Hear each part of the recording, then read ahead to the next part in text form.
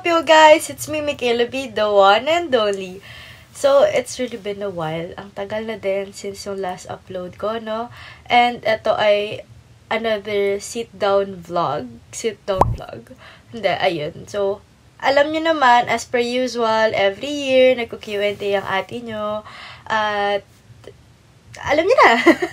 I mean, August ngayon, birth month ko. So, magko-Q&A tayo. So, ayun. Let's get started. For our first question, do you believe that everyone deserves a second chance? Wow, may tono. May tono yung pagbasa. Yes, I do. I do believe that everyone deserves a second chance. Kasi po, ako po ay isang mapagpatawad na tao. Ako oo, kasi personally, based on my experience na rin naman, marami na rin naman po akong nabigay na second chance, or napagbigyan ng mga chance. Hindi lang actually second chance, mga third, fourth, fifth. But, yeah, I do believe na lahat naman tayo, may hindi tayo dapat pagkaitan. Wow, pagkaitan! I mean, pagdamutan din ng second chance to change, or yung itama ba, yung mga pagkakamali mo, or nila sa atin, 'di ba? Parang, hindi, kumbaga sabi nga nila, 'di ba, kung si Lord nagpapatawad, ako hindi. Hindi, mali! Kung si Lord nga, 'di ba, nagfo-forgive, nagbibigay ng chance sa tao, bakit ikaw hindi? Kumbaga parang ganun. So yes, naniniwala ako sa second chance. Pero, of course, meron din namang limit yun. Kumbaga, if alam mo naman na nabigyan ka na ng another chance to change, another chance to prove yourself, or another chance to do it right, make sure na you're going to do it right talaga. Hindi yung magpapakanda, pa leche-leche ulit. Pero, ayun lang. Yes po, to answer the question, I do believe na everyone really deserves a second chance. Okay, for our next question. What is your opinion about those people na kinakayang umupo sa lamesa kasama ang mga taong binabackstab niya before? Eto I'll be honest with you guys. Alam niyo naman, ever since day one, sa Q&A ko, hindi ako nag-sugarcoat. But, ayun, I find those people na isa silang hypocrite. Kasi, diba, meron kang nasasabi sa isang tao. So, bakit ka uupo, kumbaga sa table, ng mga taong yun? Diba, parang, I find it really icky at the same time na ang dami mo nang nasabi, ang dami mong sinasabi, actually, behind their backs. Then, one thing's for sure, kung ano't ano man, meron ka ding nasasabi, or nasa-share na information sa mga taong yun. Diba? Parang, it's very, hindi ko ma-explain, guys. Wait, pero, ayun, I don't find it a good personality or a good trait of a person, yung mga ganon. Hindi kasi siya pakikisama, guys. Plastic.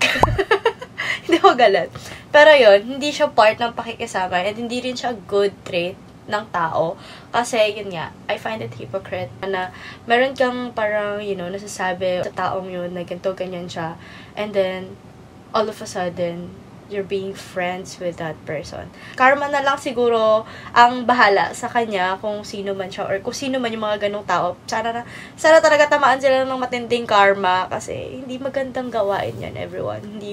I don't recommend those kind of things, diba? Recommend? Ano yun? Next, nakakaramdam ka ba ng konsensya kapag humiling ka ng masama sa isang tao tapos nagkatotoo? Half-half? Half yes, half no. Pwede ba yun yung sagot? Kasi, half yes, in some ways na may konsensya pa rin naman ako. And half no, kasi part of me wanted that na mangyari sa kanila. You know what I mean? Kasi kapag talaga na-consume tayo ng galit and ng pain, we tend to wish other people also yung pain na nararamdaman natin. Hindi man yun yung same way na mangyari sa kanila, but, other ways man, basta makaramdam din sila ng sakit na binigay or ginawa nila sa atin. Is it just me? O mag-agree kayo, guys? Hindi lang ako. Pero hindi. Half yes, half no. Kasi no, I told you guys kanina na may konsensya pa rin naman ako. And yes, at the same time, kasi parang, don't they deserve it?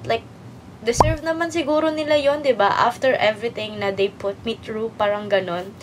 Hala! Pero, ayun, half no, half yes. Next question. Paano mo binabalance ang love life and school? So, me and my boyfriend, meron kaming, boundaries. Tama ba? Boundaries. Alam namin, kapag busy yung isa sa schoolworks, ganito, ganyan. Especially right now, sila ay busy sa capstone, while on the other hand, busy ako ngayon sa internship. Pag-aasikaso ng internship, ganon.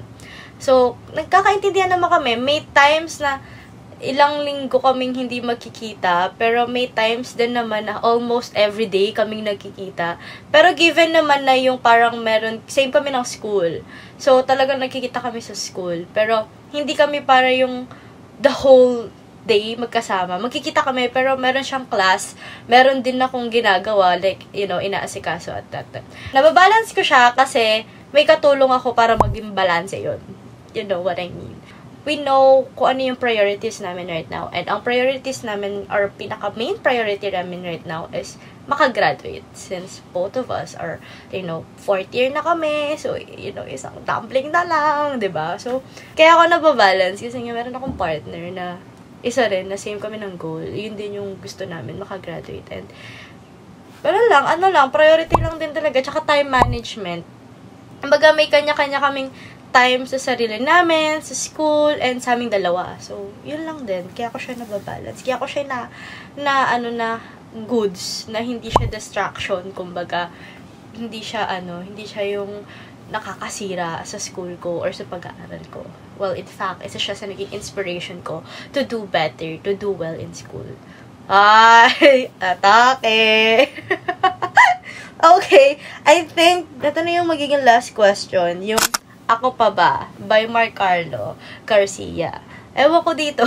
Di, wala kasi siyang malagay na anything na question. Gusto niya lang talaga na may entry din siya dito sa Q&A ko. Kaya niya tinanong yan. So, yes, ikaw at ikaw at ikaw lang palagi. It's always been you, duh. I guess that's it, everyone. Yun na yung mga questions. So, thank you all guys so much for watching. And gusto ko rin mag-thank you sa lahat ng bumati sa akin ng birthday ko. Kung meron na akong hindi napasalamatan, I'm very, very, very thankful for everyone na nakaalala at talagang nag-put ng effort to greet me sa birthday ko. Noong birthday ko. So, ayun. Thank you so much everyone for watching. I hope hindi pa kayo nawawala ng gana sa channel ko kasi ang tagal niya nang hindi nagkakaroon ng another new upload. And please keep on watching. Subscribe if hindi ka pa nakakapag-subscribe. Hit the bell button.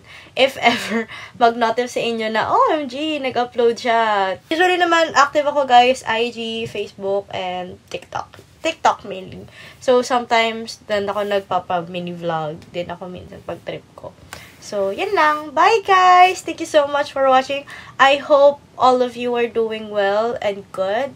So, ayun. Good luck sa inyong ACADS. And always be happy, be thankful, and treat people with kindness. Bye-bye!